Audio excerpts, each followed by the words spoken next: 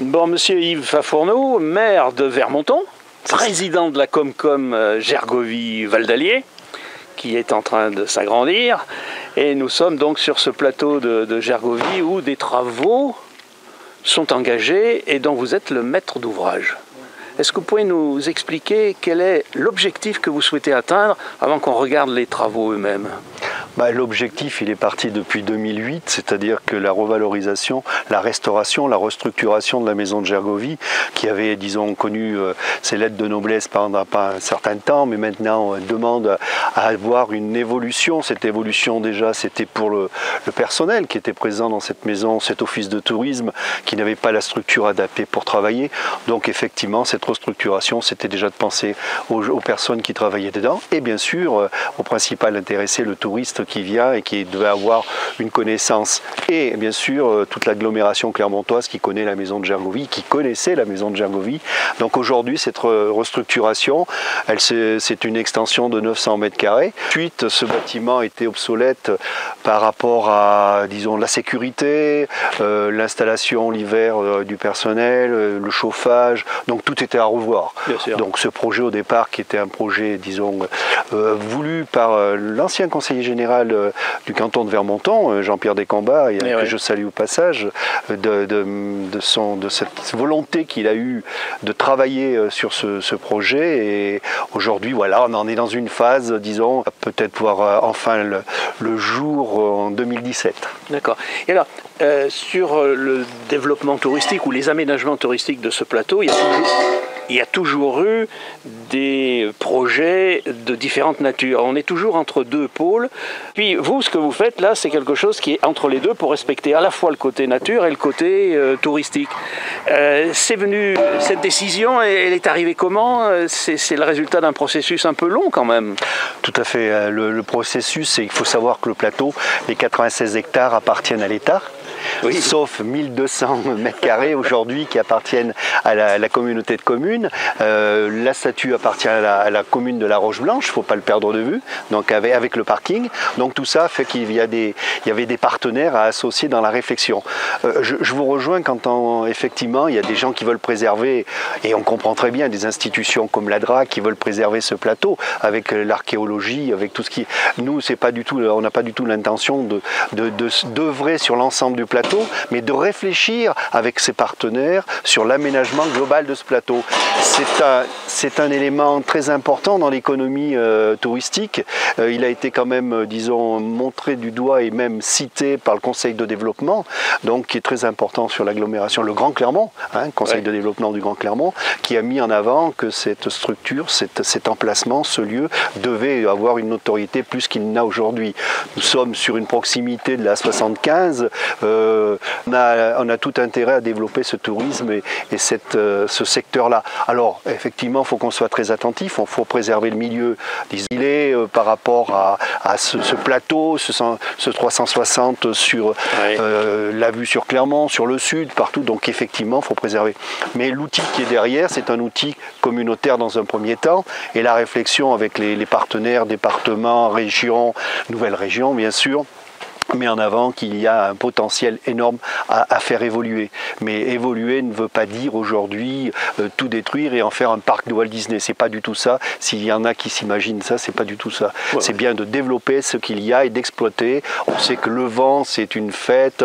Les arts vernales, c'est une autre fête qu'on a mis en place au niveau de la communauté de communes, que l'office de tourisme accompagne, bien sûr. Donc il faut maintenir tout ça. Et puis, ça permettra peut-être d'intégrer un peu plus le site de Gergovie au triptyque, Puy-de-Dôme, Coran, qui sont en train de prendre un peu d'importance, les uns et les autres. Alors, décaler un peu,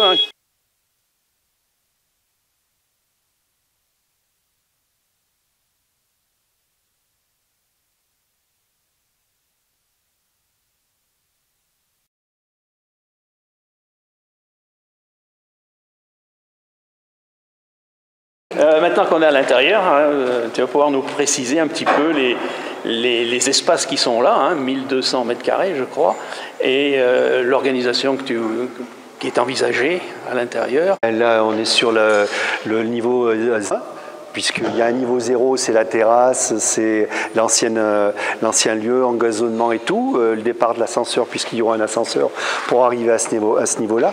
Là-dedans, il va y avoir, dans cette partie-là, 532 mètres carrés à peu près, autant que je me rappelle, de centre d'interprétation. Donc ensuite, il va y avoir l'accueil au public, disons le guichet, et ensuite une salle et l'administration qui sera sur cet étage-là.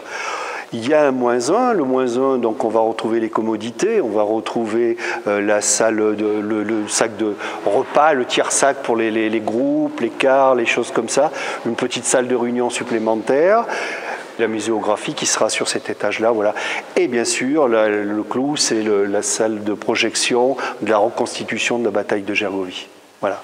Donc c'est aujourd'hui le scénographe et le muséographe qui travaillent, sont en train de classifier les objets, sont en train de préparer ces projections, préparer ces côtés ludiques, parce qu'il faudrait effectivement qu'il y ait des côtés ludiques pour comprendre l'histoire, pour emmener les jeunes, pour que tout le monde puisse participer et comprendre ce centre d'interprétation. Tu peux envisager l'ouverture à quelle date à peu près? Alors on a posé la première pierre le 1er juillet 2015. Donc c'est pas si loin que ça. La finalité est prévue fin 2016 de cette année donc, et l'ouverture premier trimestre, on va dire 2017 si tout se passe bien. On sait que dans des chantiers de cette importance, il y a toujours des aléas. Hein. Tout ça nécessite des financements complexes, je suppose, pour réunir un peu, et puis des partenaires très différents. Vous pouvez bien dire 2 mots de cette affaire? Les partenaires, bien sûr, il y a déjà l'Europe. L'Europe qui est l'État, bien sûr, la région, le département. La région et le département, les 2 gros financiers par rapport à ce projet qui a été reconnu, comme je vous disais, par le Grand Clermont et le développement et le Conseil de développement. Et la communauté de communes, bien sûr, que ça part sur ce projet-là. Alors, c'est des financements 4,5 millions, bien sûr, qui sont répartis. Alors, les chiffres, je ne les ai plus en tête. Non, mais c'est l'ordre de grandeur. Voilà, donc le projet est à hauteur de 4,5 millions. Voilà, c'est ça. Donc, nous avons à peu près plus de 50% de subventions par rapport à ce projet. Voilà, c'est ce qui permet de dire qu'une collectivité comme la nôtre peut supporter un tel projet et accompagné, bien sûr, par les différents partenaires, régions et départements. C'est une bonne chose, hein, finalement, que ça aboutit, mais c'est une œuvre de longue haleine, quoi. Alors, œuvre de longue haleine, vous avez raison de le dire. 2006, Jean-Pierre Descombes, comme je vous disais tout à l'heure, a mis le pied à l'étrier par rapport à ça. 2008, on avait déjà des projets. Et 2015, première pierre posée le 1er juillet 2015.